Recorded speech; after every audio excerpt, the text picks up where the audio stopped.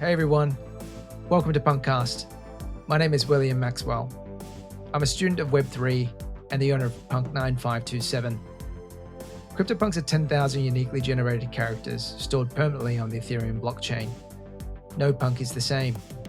This is a show dedicated to celebrating the punks behind the punk. My hope for this podcast is that we capture the essence of the punk culture, elevate the brand and the individual behind the punk. One last thing. Projects discussed on the show is not financial advice. Crypto and NFTs are a volatile and risky asset class. Please always do your own research. Other than that, let's go. Hi, and welcome back to PunkCast. Today I've been looking forward to this interview. We've got a really unique punk with a sharp eye for art, beauty, and the overall NFT curation scene. Punk1650. He's a 3 Atty with messy hair, normal black beard, and red clown nose. He's a designer and creator at heart, but also manages curation for Grayley's DAO and Fingerprints DAO, two of the high-end NFT art collector DAOs in the space. Please welcome Plutonium Fitzgerald to the show. Plutonium, how are you? I'm good. Thanks for having me, Maxwell. How are you doing? Good, thanks. Yeah. So starting to get into the swing of things. I think the weather's just changing here to become a little bit more humid. Where are you based? I'm based in London, moved here recently. I am originally from Mumbai. I've lived all over, was in New York for a few years, then in LA, but London is my home now. Oh, amazing. Maybe we can sort of start unpacking a little bit about your story because, I'm a big fan of, your tweets from the outside, just looking at, your eye for curation and the pieces that you sort of collect and, educating the space around generative art in particular. But I guess before we sort of start into that, I think, is Plutonium an alias name or is that sort of a nickname you came up with? And how did that sort of come about? Yeah, so the complete name is Plutonium Fitzgerald. And back when I was a teenager, I used to write poetry, and this was sort of the pseudonym that I used. And then I used to write letters and notes to my partner, who's now my wife. And when I joined the crypto space, this just stuck and this just came to my head and this made perfect sense. So, yeah. Nice. It's a lovely name. And what about, your background? It sounds like you've got an interesting background being from Mumbai, and it'd be interesting to sort of hear your story to eventually to get to where you sort of are now. So maybe we can start from the early days and let us learn a little bit more about you. So I've never had a formal art education, and this space was certainly very new to me. My background is in engineering. I studied that for my undergrad, but that was something that I didn't really enjoy. And I switched over to design post graduating.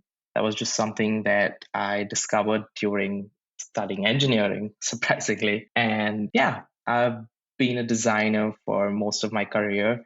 Started off with graphic design and branding, moved on to web design, and have been doing user experience design and user interface design for the last 6 years now.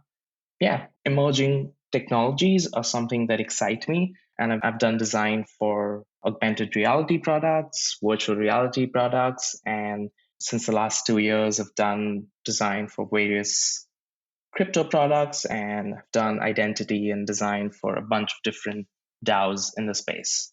Yeah, and curation is something that is a hobby of mine. It's something that I picked up in mid 2021, I feel. And I just enjoy writing curated threads on Twitter, making curated tours of different generative art projects and different collections. Yeah, that's something that I really enjoy. I also curated a gallery recently back in November. This is the Art Blocks Gallery at Marfa, Texas, and really had fun curating a real life space for the first time, because all of my curation has mostly been digital so far. So yeah, that's a little bit about me.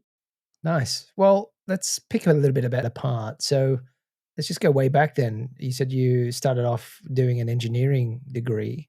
What was, the driver behind that decision? Did you just sort of land into it, or was it sort of a strategic thing for you? I'm from India, right? So usually there are few things that parents feel are comfortable for children to pursue. And it's not a very exploration sort of thing that happens in the Western world. So yeah, that's how I kind of landed upon engineering, like a lot of other people in India. In what sense, in terms of Indian culture, did they force it upon you? Because I could sort of relate, my family background is Vietnamese. And I think, they were forcing a lot of education and learning into me and my sisters while I was growing up. And I think in their eyes, if you weren't a doctor or a lawyer, you were basically nobody. So there was a lot of pressure. Yeah.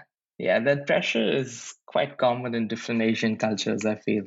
So it wasn't really forcing it on me, but it was strongly suggested, I feel. And at that time, I also did not know myself well enough to like, okay, this is what I want to pursue. So yeah, I think it was that and a little bit of what my peers were doing at that time. My friends, a lot of them were getting into engineering, and I felt, okay, maybe this is something I should look into. And yeah, that's just how I landed upon doing engineering. Was that sort of more coding, a little bit more technical on the full stack sort of engineering, or was it more focused on the front end stuff that you're doing now? So it was not related to coding at all. I did mechanical engineering, did a little bit of coding, but like was not like anything related to what I do now. But I feel like engineering does impart creative problem solving skills that I feel are relevant even to this day. But apart from that, I don't think I learned anything that I implement in my day to day life right now. And so, okay, so then fast forward, you went through sort of engineering and then got into some front end design type jobs. At what point in your journey did you learn about crypto and I guess this decentralized sort of platform that we're all experimenting in at the moment? So I've always been curious. I always keep my eyes out for emerging trends, emerging technology.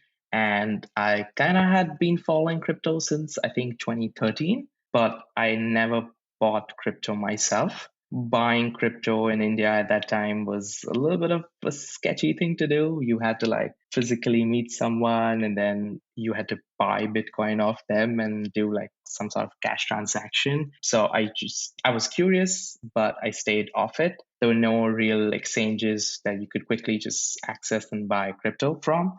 And then I kept an eye on crypto. Ethereum came along. I was just keeping an eye on the side, but I just felt that the entire UX to like buy and use crypto wasn't easy enough, at least for me at that time. And then I moved to New York, and in 2017, I saw this project called Cryptopunks on Product Hunt. I thought that it was interesting, but I just didn't know how to navigate one, how to claim one. And in general, I felt like the whole space, the experience of like using it felt complicated to me.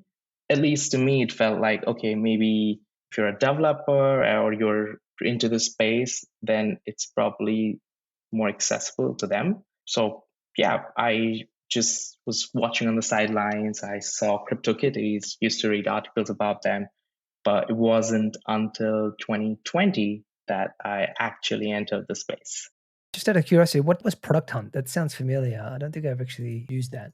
So I was already a designer by that time. So Product Hunt is this website that was launched where one would just see all the new products being launched and the users would just upvote, okay, what is the product of the day? It's created by Ryan Hoover, who's now a popular angel investor in VC. So yeah, any new products or interesting products that we're launching would just launch on Product Hunt. It was a good inflow of those first early adapters and users. And it also helped in advertising new products, I guess. And I used to be on the website quite often back in 2016, 2017. So was it actually Lava Labs that posted on Product Hunt? I mean, I'd be interested in maybe going back and having a look at some stage. I'm not sure who posted it because someone could actually, like, other people could also like hunt different new products and post them. And even the creators themselves can post them. So I'm not entirely sure who posted about CryptoPunks. I see. No, that's interesting. Okay, so that was your first introduction to CryptoPunks, and I think you said you got onto, but not enough for you to engage yet, and you found CryptoKitties. So then what was your first NFT then that you purchased? Do you remember? Yes. So it was 2020, and I was not involved in the DeFi summer, was not really looking at crypto, was just looking at how, okay, things are happening in the crypto space. And then I came across Beeple. So Beeple is a 3D artist that I've been following since I think more than 8 years now, 8 to 10 years, I feel. And he was launching NFTs. So that was the first time I came across the word NFT in 2020. And I just took a deeper look as to, okay, what's happening here? Because Beeple is an artist that I've admired for a long time. And he was doing this crypto NFT thing. And I thought, okay, maybe I should take a look. What is this about? So it was October of 2020, I feel. And he had his first drop on Nifty Gateway. And I ended up missing the first drop. But then eventually I got into his second drop and I minted my first NFT. It was Bull Run, if you remember, back in 2020. So yeah, that was my first NFT and I still hold it. Nice. Mine was actually I didn't mint. I wasn't lucky enough to mint. I bought a secondary. So my first one was the Into the Ether. But his first drop on Nifty Gateway was I can't remember what it was. It was politics is bullshit. That's right. Yeah. That's right. It's the bull with all the US flags around it and basically pooping. Yes. Yeah. Okay. Yes. Yep. That was the one. Okay, that's cool. So you got onboarded through Nifty Gateway, which was a pretty exciting time. And I think back then you basically open edition was like $1,000, right? So I think $9.99 for the open edition. Yes. What was your thinking at the time? Like what sort of made you, because that was a lot of money for me to spend on digital artwork. I mean, what was it for you at the time to sort of say, yep, I'm going to have a go at this? I feel like at that time, I was just thinking about, okay, I don't really collect art. Art has always felt inaccessible to me.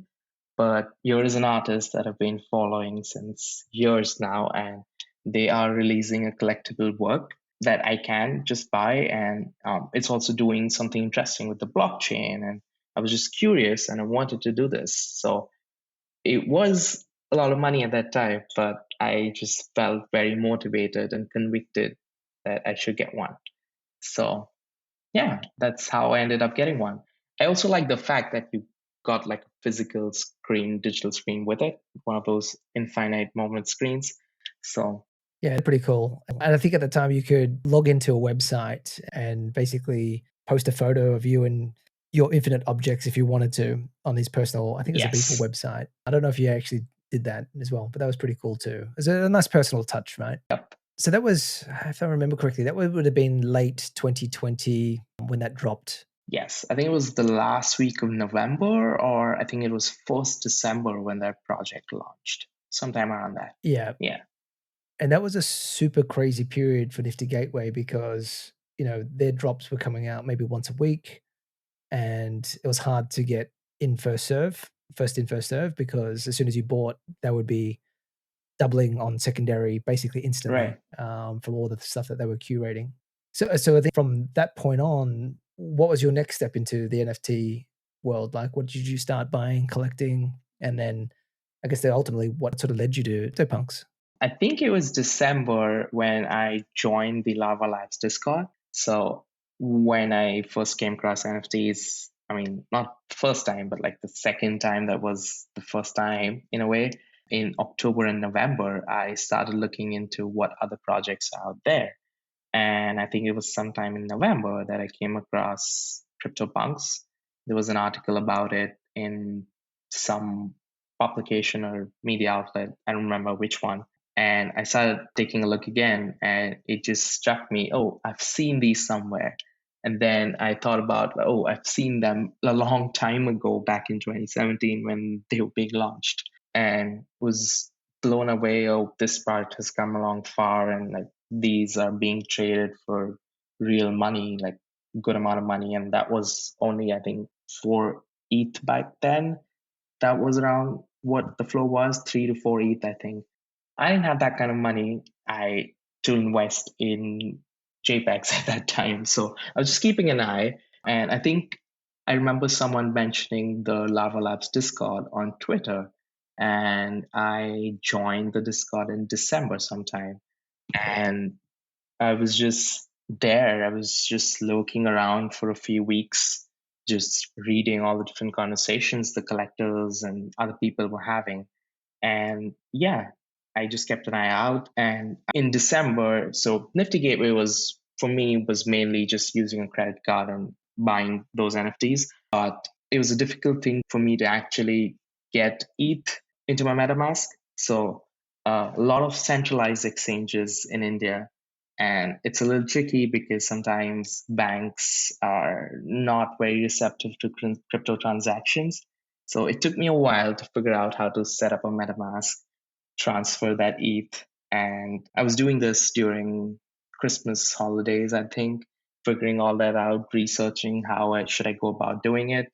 And it wasn't until Jan that I bought my first NFT using MetaMask, and that was a hash mask.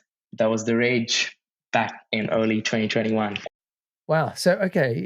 So you were on the Discord without a punk. Yes. And you were talking to people. Do you remember what that was like and the types of people you were engaging with and if they're still around today? I feel like back then, there were such few projects launching every week.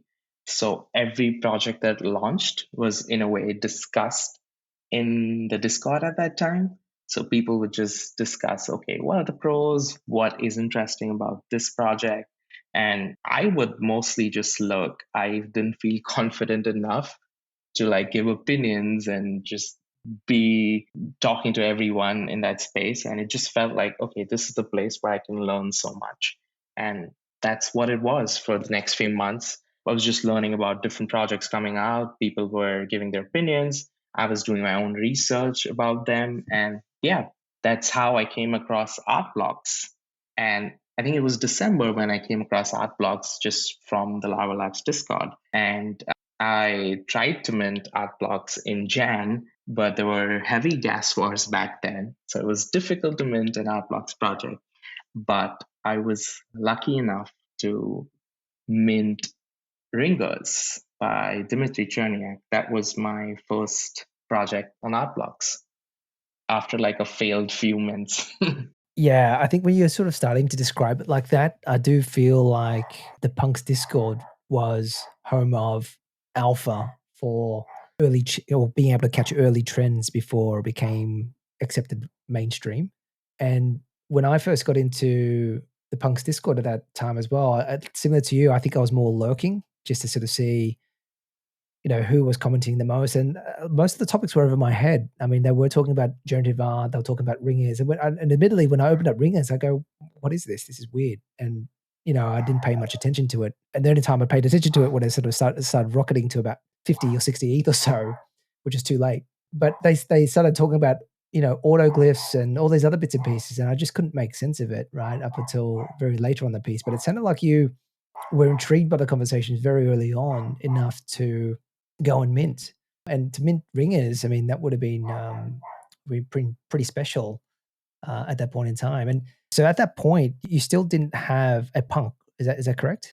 Yes, I got my punk much later. We'll get to that. But yeah, just wanted to talk a little bit more about the Discord at that time. It felt like a really special and magical place. That was where all the activity I felt was happening in the NFT space. And that's where you would learn and discover so much. So, art blocks, when I first saw them, it just clicked for me. So I did a master's program, and creative coding was like one of the courses that I had studied. I was not a very good coder back then, but when I saw art blocks, it immediately clicked for me because till then, at least what I had come across were single curated pieces created using code where the artist would select, okay, I have created this algorithm and I'm just going to select like the top three pieces and probably gonna display it. But Art Blocks was using this new form called long form generative art. And when I saw it, it just clicked for me. Like, this is an amazing use case of creative coding. And yeah, that's what just got me super into Art Blocks at that time. Can you elaborate a little bit more? Like, what is long form generative coding and how did you sort of make sense of that? I think this was coined maybe by Tyler Hobbs in his essay later on in 2021.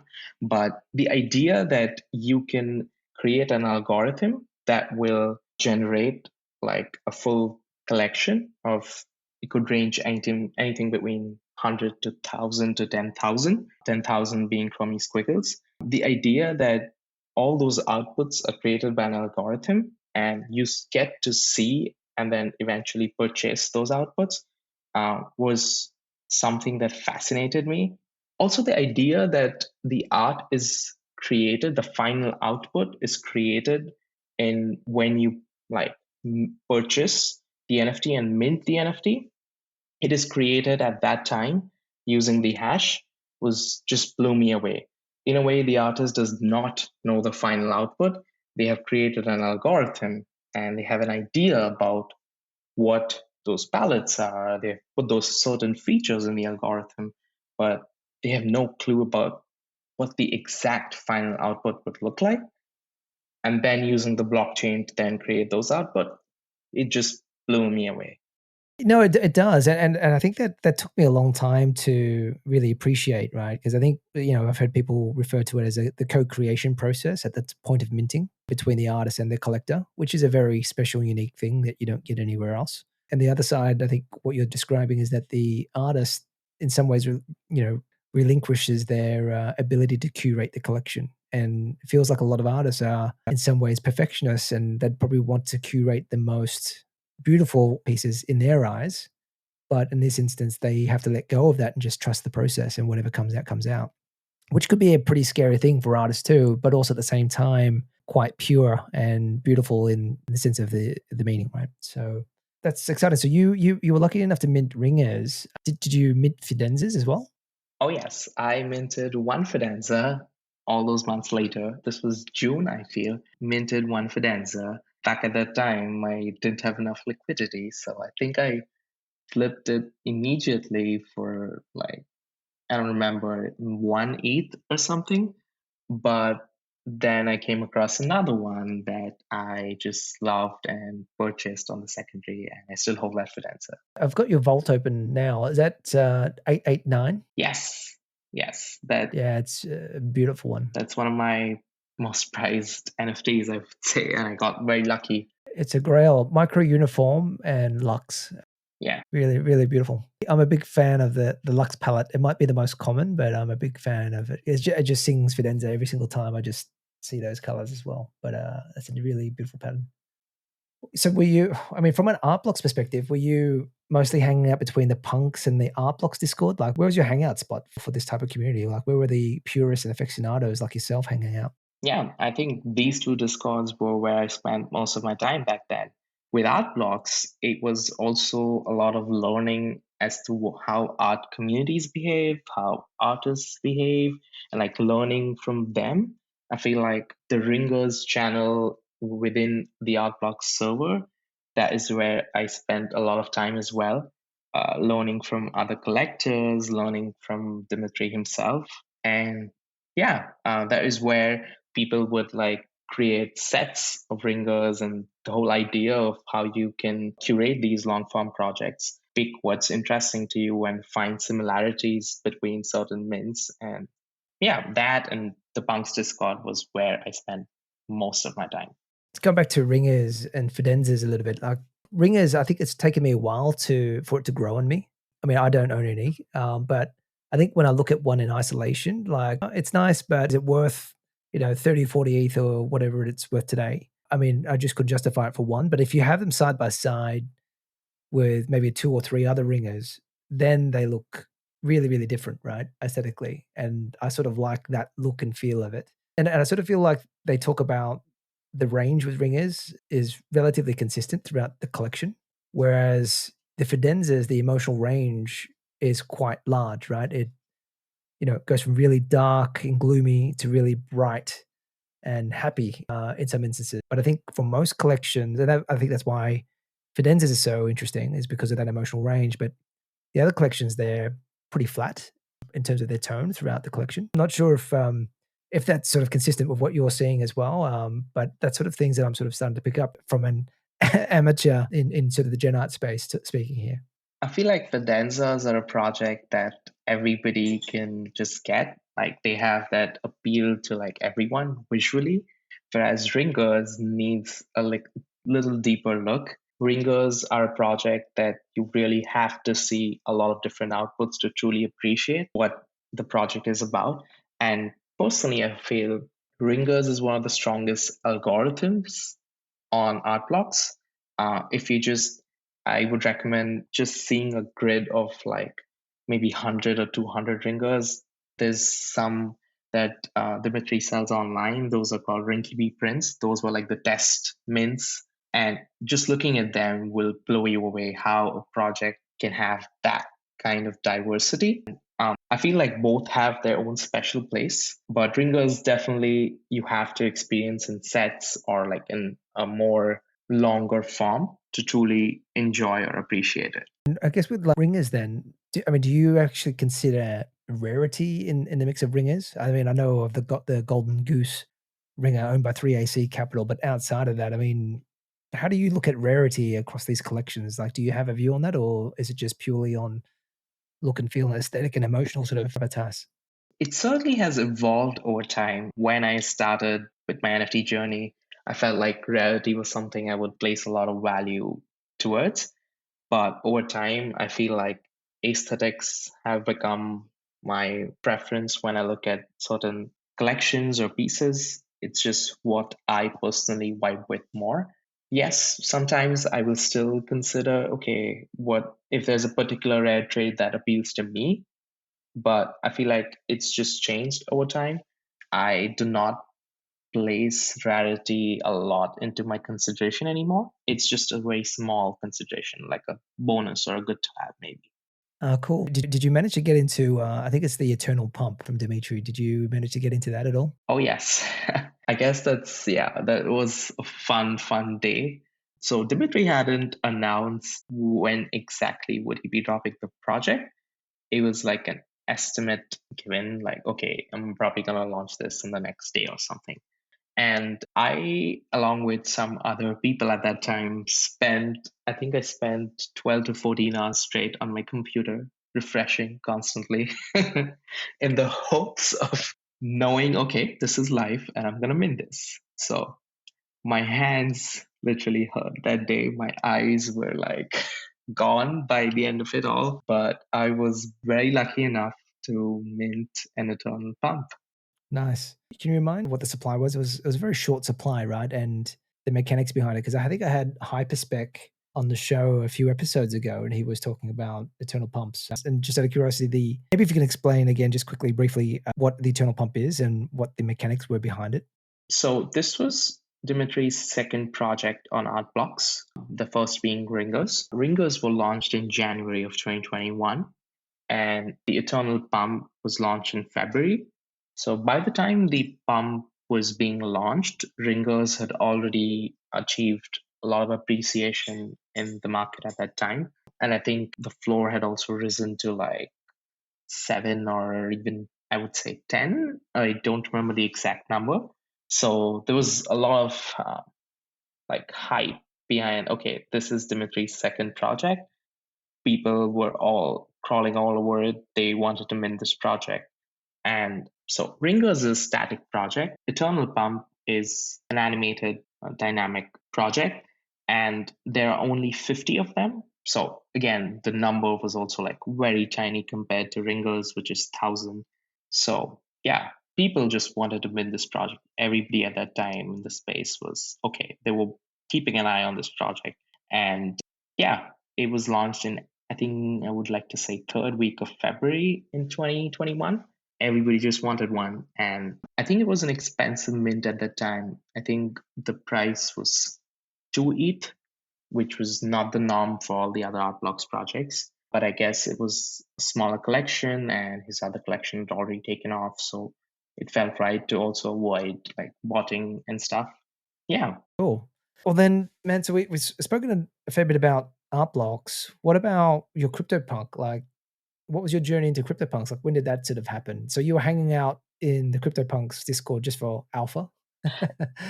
You definitely got some alpha. Yes. Also learning about the history of the space because I had no idea like what was happening here in the last few years.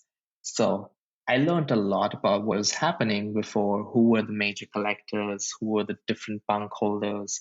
understanding all the different traits, what was desirable and what was community desirable. Like hoodies are not necessarily a very rare trait, but it's the community loves that trait, and that's why they're very coveted. I was just exploring the website. That particular website by Larva Labs, I feel, is an art piece in itself.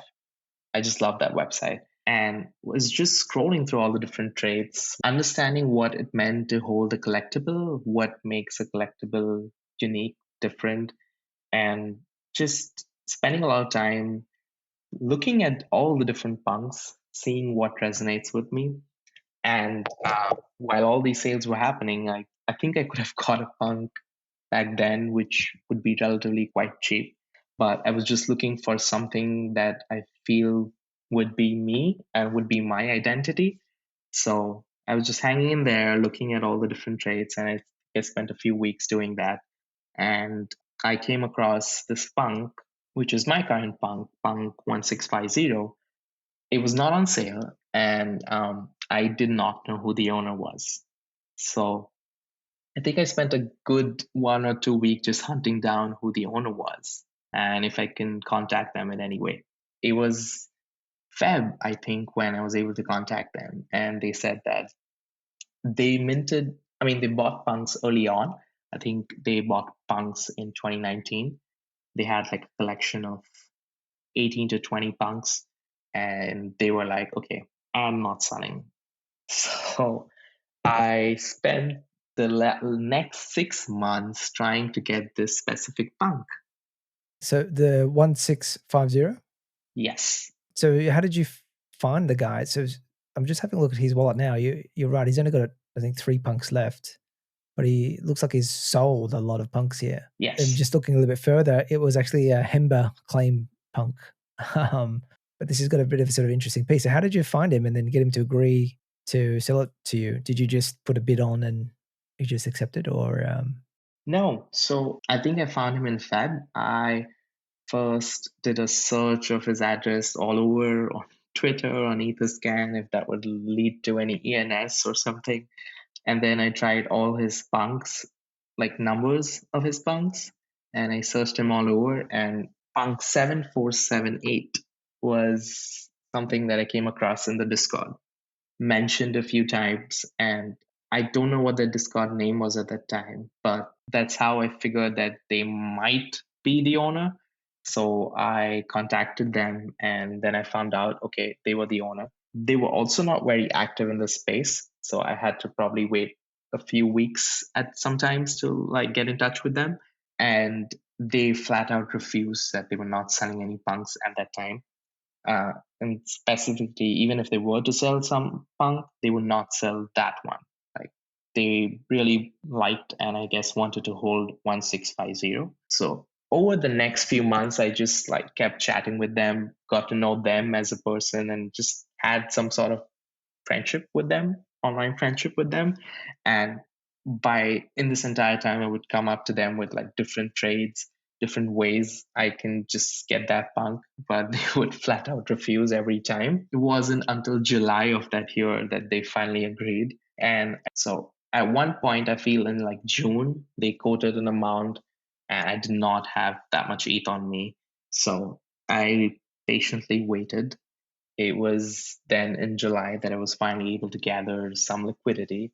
And I think at the time the floor had reached to like 25 ETH or something in July. And I convinced them that I really like this punk. This is something I see being my identity. And they eventually agreed to sell it to me. I traded it and I also added some additional NFTs to that deal. I think it was one hash mask and a couple of other NFTs. And yeah, was very lucky to finally own a CryptoPunk because that had been an important part of my NFT journey till that point. So yeah.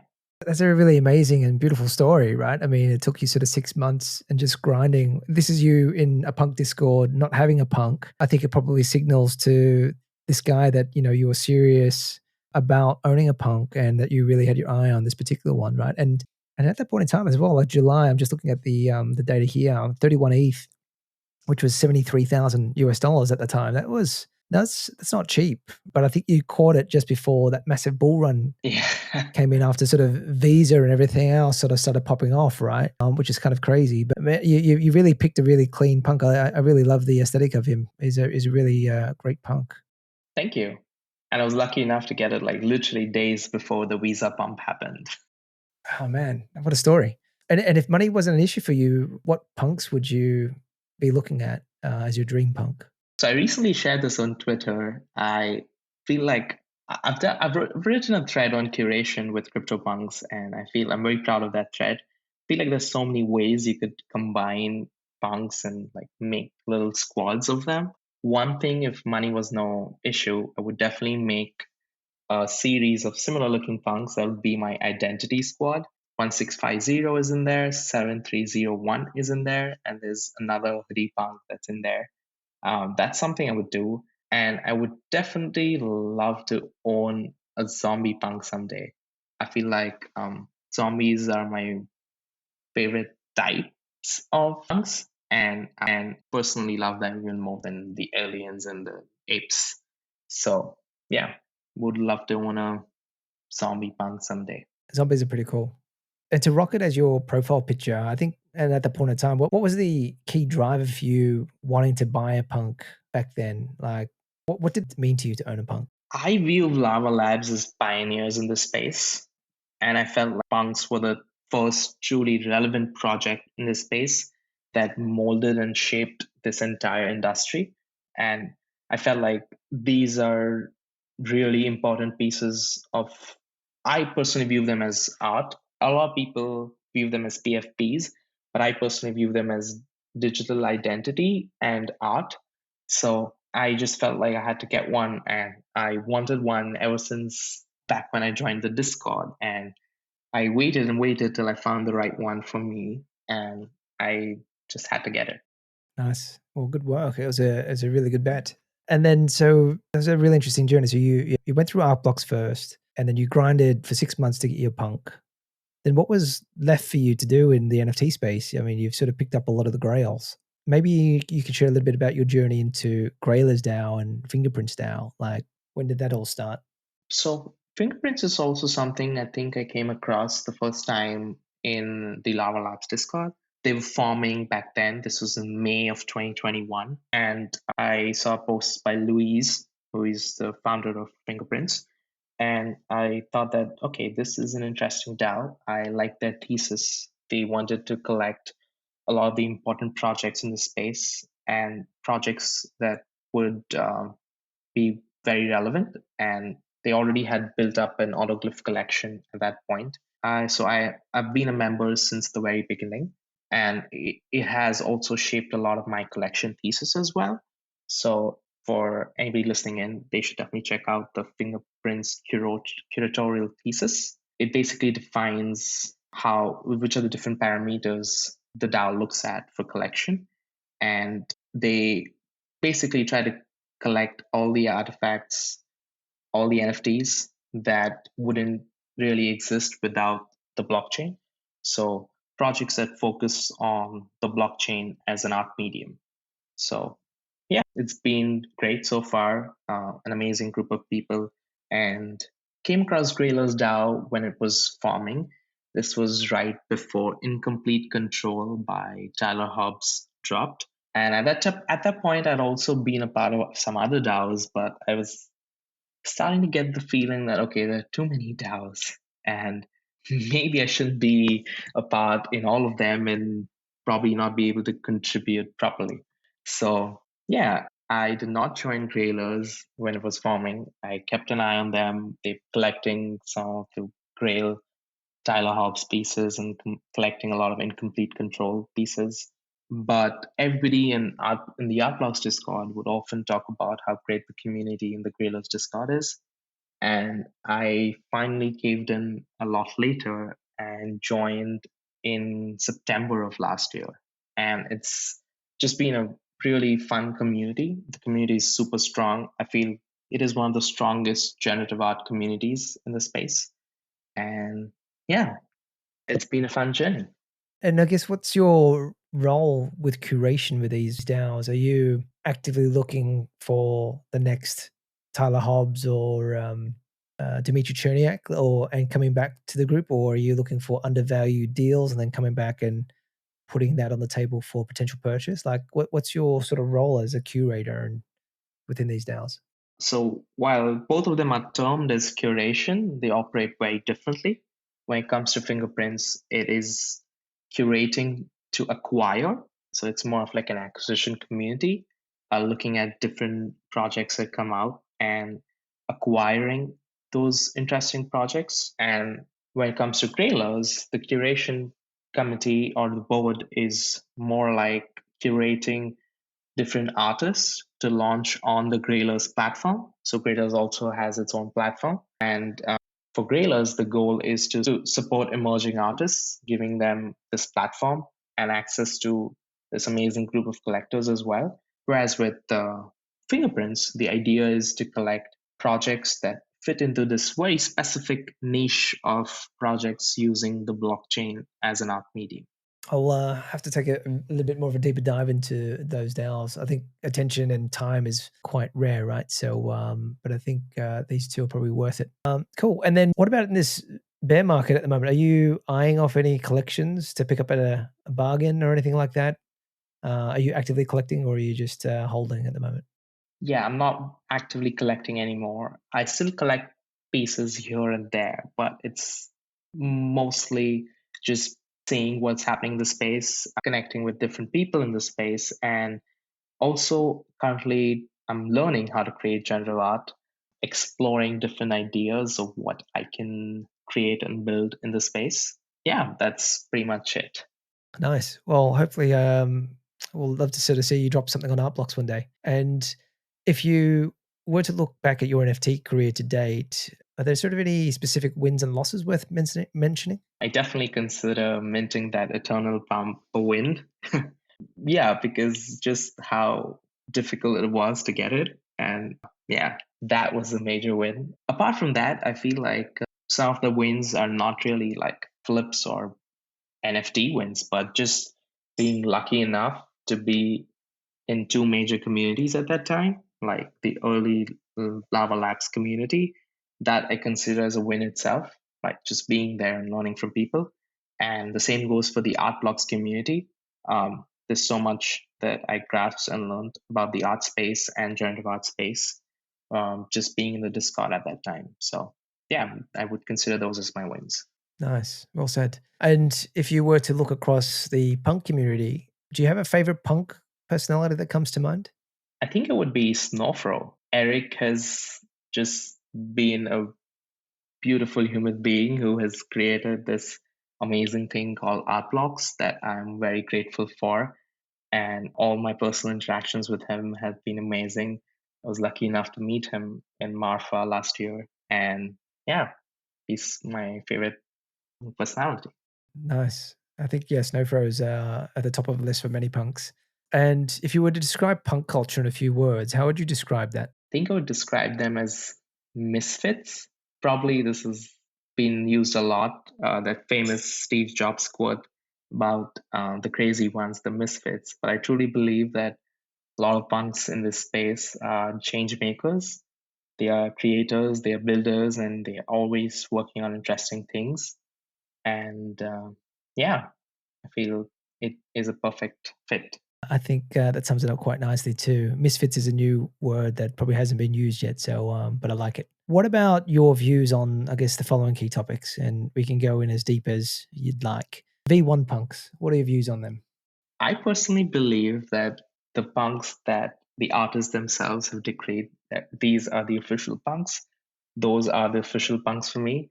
There's certainly a nerdy interest that I see with V1 punks, but I definitely, I mean, it's like a good thing to look into, but I definitely do not like associate them with having any financial value or would not really get into calling them the real punks or anything, if that makes sense. What about BTC punk slash ordinals? I feel like at this point, we're going to see punks on every chain that exists. We've already had them on Solana and some other chains as well. Yeah, I feel like I don't really care for them. I just feel like punks are the original ones on Ethereum, and we're gonna see derivatives on each chain every time. Yeah. And what was your feeling when the news broke that Yuga acquired Lava Labs CryptoPunks IP? I was very sad for like a day or two, and I was definitely not okay with that decision for a very long time. And I just felt like, to me, at least at that time, Yuga is something that's very completely different from what punks mean to me. They were about this membership. They represented a different kind of audience that I felt did not really match well with what punks are. It was about parties, it was about a membership, it was about out there. And yeah, it just felt like this is not a good fit. This is very different from what the punks are about. And yeah, I also felt like Lava Labs, at that time, I felt strongly about why did they give away, this is their one of their major life works, and why would they just give it away to someone who is completely on a different ethos, on a different value, and working very differently from what I perceive punks to be. Yeah, I could sort of sense that as well. It felt like, the way that you're sort of describing it, Yuga's the extroverted brother, Yuga Labs is the introverted brother. And maybe that sort of didn't sort of connect and vibe. So I can sort of appreciate that. But I would like to say this. I feel like ever since they have my opinions been blunted down a bit, like I feel very confident in Noah, who's been in charge of the punks band at Yuga. And I feel like as long as Noah's there, I am pretty confident that we'll be fine. Yeah, same. I think things are looking up, and I think Noah has done a pretty good job, and they've left us alone for a while, right? So hopefully they'll continue to do that. Punks are best left alone. Exactly. And if you could pass on a message to the next owner of your punk 1650, what would you like to say to them? Well, first thing, I hopefully don't have to sell this punk. But if I were to like give it to someone else, I would like to say that please don't flip it, and try to use this as your identity henceforth, and hopefully have some sort of connection to it like I do. Beautiful. Plutonium, this was super fun learning about Gen Art with you, and getting to know your story a little bit better. Thank you so much for your time. And I look forward to, I guess, your tweets and learning more about your art drops that are sort of coming soon. But I think from your side, any sort of final closing remarks, and how can people find you? People can find me on Twitter. My Twitter name is Plutonium Fit ZG. So it's like Plutonium FITZG, Plutonium Fits G on Twitter. And just wanted to say it's been an honor. Thank you so much for having me on the show, Maxwell. Of course, I really enjoyed it. Yeah, we'll definitely have to connect at one of these punks brunches or events in real life at some stage. Definitely. Guys, that wraps up another episode of PunkCast for this week, and we'll be back next week with another punk. Bye for now.